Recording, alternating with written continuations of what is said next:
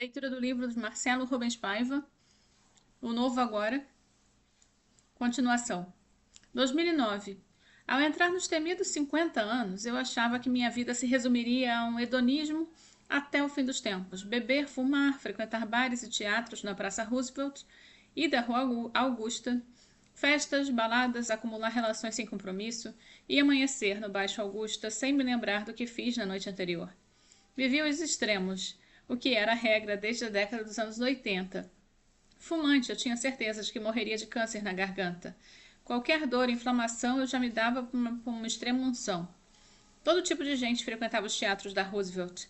As casas com shows de striptease esbarravam com michês e garotas de programa que circundam restaurantes, bares, teatros, cinemas e baladas tradicionais do bairro. Aquele bairro fascinava. Os neões das fachadas brilhavam como suas pistas. Era a minha praia.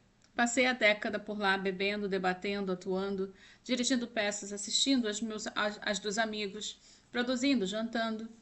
Um grande público frequentava o notório Love Story, 2 quadras abaixo, a casa de todas as casas, que abria às 3 da manhã e virou marco turístico, onde garotos e garotas de programa se divertiam e relaxavam depois do batente. Ganhei mesa cativa graças a um motivo peculiar. Em 2001, então editor da Ilustrada, Sérgio Dávila, me pautou para cobrir a festa de 10 anos da casa. Eu era como um colunista e repórter especial da Folha de São Paulo, um escritor que errava quando fazia jornalismo e acertava quando escrevia crônicas. Então eu fui com o fotógrafo da redação que tinha entrado numa disputa da editoria para pegar aquela pauta e chegamos cedo, conhecemos todos os cantos claros e escuros, avistas secretos, entrevistamos seguranças e o dono, o lendário tio João.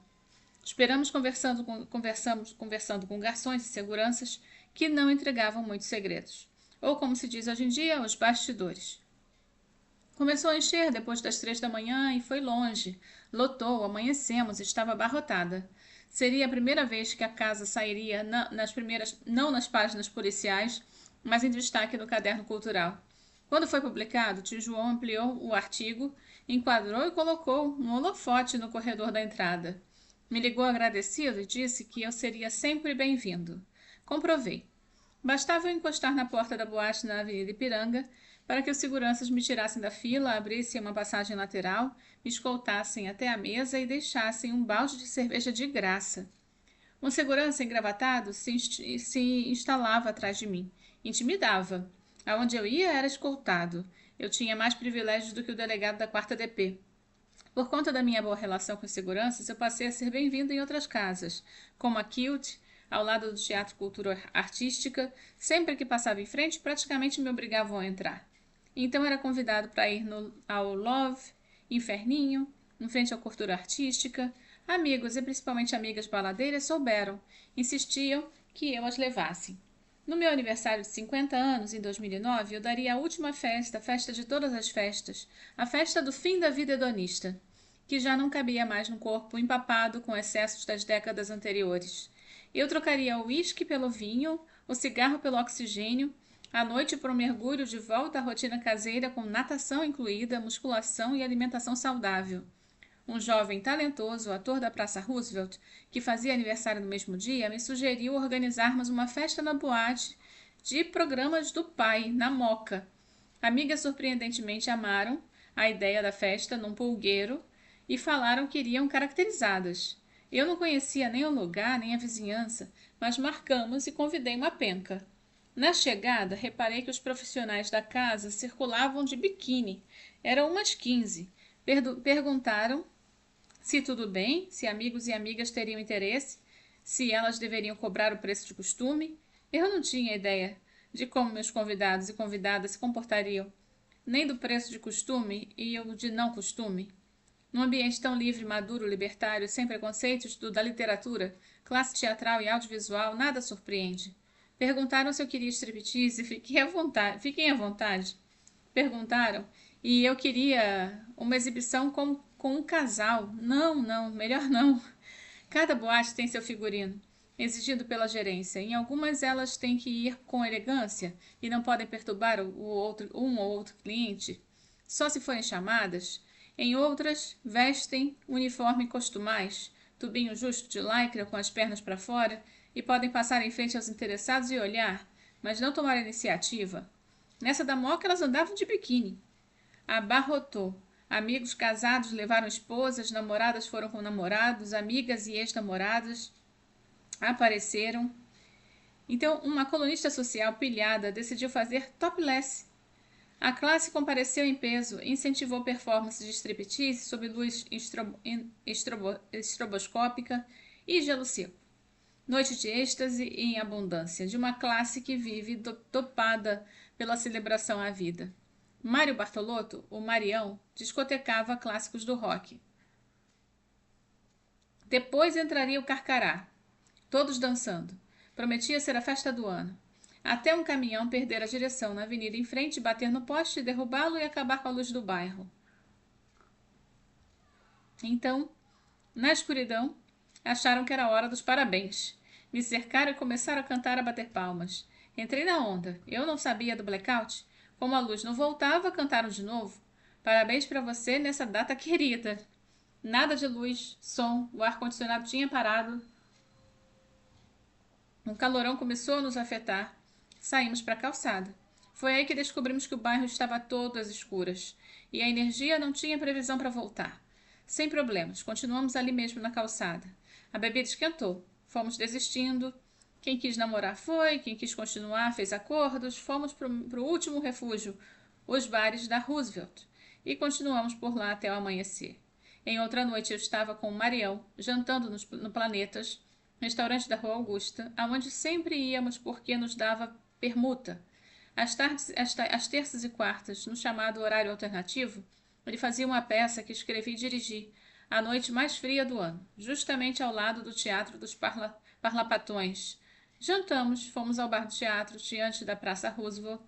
Fiz uma horinha com os amigos e amigas ali na calçada, mas por começar a chover, passei por Carcará, artista plástico que cuidava do cenário, cartazes e toda a programação visual. Decidi entrar no estacionamento coberto e me mandar. Fui embora.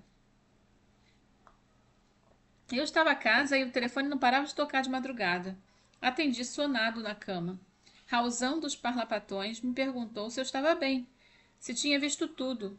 Tudo o quê? Me mandou na lata e me mandou ir para Santa Casa. Marião e Carcará tinham sido baleados, justamente no bar dos Parlapas.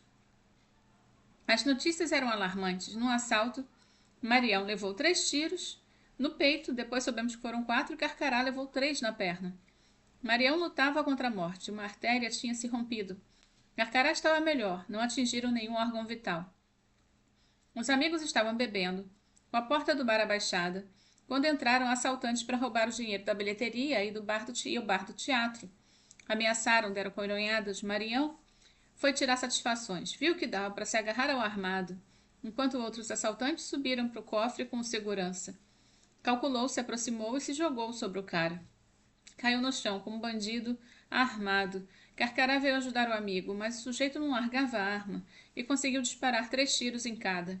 Os assaltantes fugiram, e como se não bastasse, um deles voltou e deu um tiro de misericórdia na cara do Marião, mas a bala raspou seu pescoço. Esperaram um resgate, Marião sangrava sem parar. Na rua pararam uma viatura da polícia, mas os policiais se recusaram a levar a vítima, forçaram, imploravam. Enfim, jogaram Marião na caçamba e foram para a Santa Casa, no hospital mais perto. Carcará foi colocado no outro carro e levado para o Sírio. Corria até a Santa Casa. Ele estava sendo operado por uma junta e dava para ver por uma janelinha. Sangue jorrava para tudo quanto era lado. O desafio era costurar a artéria rompida. Vamos torcer, rezar, qualquer coisa. O estado era gravíssimo. Amanhecia e mais gente aparecia.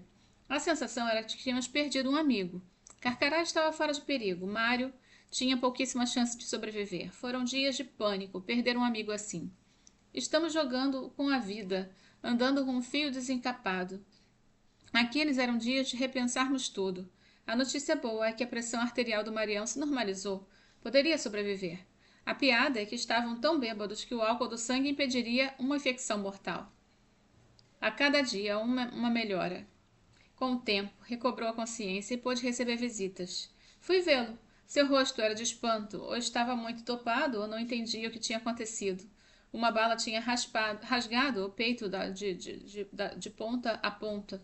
Um do pescoço foi de raspão, e reclamou que seu inseparável coturno, sem cadarço, tinha sumido. Anos se passaram. Ele tem 7 vidas. Está mais forte do que nunca, mais atuante. Canta como se tivesse 20 anos, escreve, dirige, faz tudo. Comprou um novo coturno e novos óculos escuros. Carcará também retomou a vida. Continua pintando e mais. Virou um dos atores mais disputados do meio. A vida começava. Mas tudo isso nos afetou. Não tinha como não afetar. Na velocidade que estávamos, íamos acabar capotando. Não festejei mais nada, só doença, ressaca, decadência física e cognitiva, ser obsoleto, sentir o mundo em volta estranho, as pessoas esquisitas, controladoras, enlouquecendo. Eu andava com uma amnésia inédita, talvez efeito dos excessos do uísque, minha bebida de então, somado à idade. Chegava em casa e não sabia como. Não me lembrava de nome das pessoas, de peças, de filmes, e já tinha assistido. A memória, a capacidade de observação e o repertório, para um escritor, são as maiores ferramentas de processo criativo. Uma década ou alguns anos da minha vida passaram em branco. Se encontro alguém que menciona algo daquela época, já aviso que eu bebia muito e lembrava pouco. Eu tinha que parar com aquela vida de garoto. Meus excessos deveriam ter ficado nos anos 70, 80, 90, mas eu passei do teste. Nenhuma doença infecciosa, hepática, renal, nenhum câncer, acidente de carro, facada ou tiro, nada. Nem assaltada eu fui. Passei por um acidente que me deixou tetraplégico aos 20 anos. Deveria ter bastado para me encorajar à sobriedade. Anos se passaram, o Kilt foi demolido, o Love Story fechou, mudou de dono, o Love fechou, as boates na Rua Augusta foram demolidas e viraram prédios gentrificados. O público da Roosevelt mudou, o centro de São Paulo ficou moderninho, com gente moderna, ganhou restaurantes modernos, bacanas, bons e sempre lotados. E a Mersa foi demolida, virou um prédio, mais um. 2010. O verso do poema de Jorge de Lima, que servia de tema à edição da Bienal de Arte de São Paulo daquele ano, há sempre um copo de mar para um homem navegar. A prioridade daquela Bienal era o projeto educativo de obras de cunho político. Uma curadoria destinou cerca de 400 atividades a 6 espaços conceituais, intitulados Terreiros. A polêmica da vez ficou por conta da instalação Bandeira Branca de Nuno Ramos. Urubus voaram numa gaiola imensa, no vão central do pavilhão, e ao som do cancioneiro nacional, absolutamente genial. Dias depois, protestos de organizações protetoras dos animais tiraram os bichos de lá. Não rolou protesto de conservadores, evangélicos, nada. Foi o primeiro grande passeio com a namorada filósofa. Estávamos ficando, com pinta de virar namoro. Ela foi carinhosamente apelidada por meus amigos, que achavam lindo eu namorar uma densa, mais divertida e baladeira figurinista filósofa, de Filofigo. Então morava sozinha em Santa Cecília, num apartamento cuidadosamente mobiliado, com uma cama deliciosa de coxa colorida. Detalhe que me chamou a atenção. Tinha uma vaga de cadeirantes na porta do prédio. Logo na entrada, uma estante, e de cara via-se que, apesar da diferença de idade, a semelhança pelo gosto literário era espantosa. Fui logo aceito pelos amigos e amigas dela, uma mistura de figurinistas e filósofos jovens de uma geração mais aberta, menos preconceituosa, que abraçava as diferenças e negava a intolerância. Fomos mais de uma vez nessa Bienal dos Urubus. Eu a fotografava interagindo com as obras polêmicas, ela me fotografava, tinha umas instalações gigantescas em madeira que compensada e pigmentos. Eram formas que lembravam membros do corpo, que abdômen, órgãos sexuais, pedia a interferência do público. Entrávamos num túnel, percorríamos numa caverna de madeira e saíamos do outro lado por uma passagem curvilínea. Só fora da escultura percebia-se o túnel era um útero, uma vagina. A saída, o órgão sexual feminino. Pais levavam os filhos e as crianças faziam percurso e corriam em torno da obra. Não se via malícia, representava o nascer. Nascíamos, nos davam a luz. Repercussão zero, traumas nenhum. Não se viram pais ou líderes religiosos conservadores protestando na entrada.